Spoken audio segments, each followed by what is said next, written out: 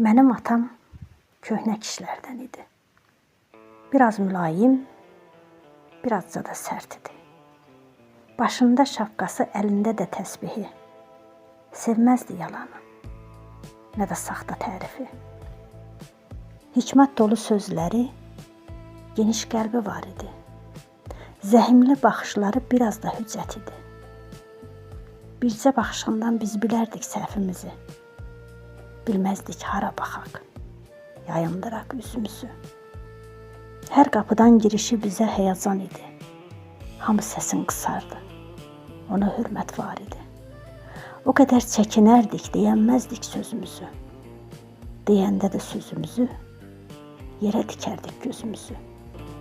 Bu nə qorxu, nə də bizə şiddət idi. Atamıza olan dərin hörmət, izzət idi. Saydırardı özünü ata kimi, böyük kimi. Biz də bilərdik yerimizi, uşaq kimi, evlad kimi.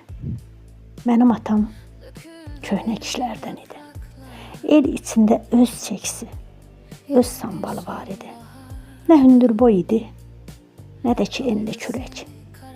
Amma ki yenilməzdi, yerə vurmazdı kürək. Hər başına gələnə sinə gəlib durardı. Darda olan görəndə ona dayaq durardı. Sərt baxışın altında zərif sevgi dururdu. Bircə şirin kəlməsi sarı simdən vururdu. Mən atamı sevirdim. O bizə dayaq idi. Bizi kölgəsinə yığan bir qoca çınar idi. Hərdən burnuma gəlir papirosunun qoxusu. Hərdən də qulağıma sözlərinin çoxusu. Deyərdi, haram çörək gətirməyin evinizə. Danışanda hər zaman sərhəd qoyun sözünüzə.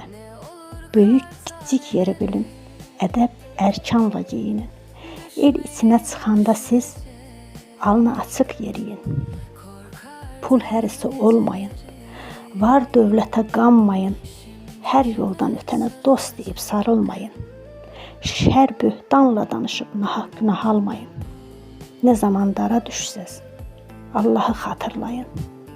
Bu mənim atam idi. Yadımda belə qaldı. Söylədiyi hər sözü bizə bir miras qaldı.